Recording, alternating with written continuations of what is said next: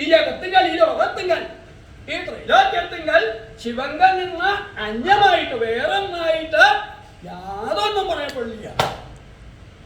എല്ലാം സർവം ശിവ, സർവവും ശിവമയമാകുന്നത് ലോകത്തെ കാണുന്ന മുഴുവൻ ശിവനായിക്കുക. കാരണം അതിങ്കൽ നിന്ന് വിഭിന്നമായിട്ട് വേറൊന്നുമില്ല. അങ്ങനെ ഉണ്ടെങ്കിലല്ലേ അതൊന്ന് പറയാൻ പറ്റുള്ളൂ.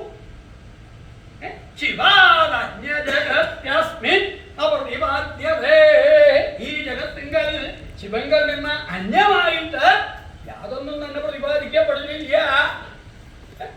അങ്ങനെ ഉണ്ടെങ്കിൽ മാത്രമേ അത് വേറെ വരില്ലേ. എല്ലാം ഒന്നാണെങ്കിൽ വേറെ ഇല്ല. ഈ ലോകത്തെ കാണുന്നതെല്ലാം ഒരുപോലെയാണ്, അല്ലെങ്കിൽ ഒരേ അവസ്ഥയാണ് എന്നുണ്ടെങ്കിൽ അതിന് വേറെ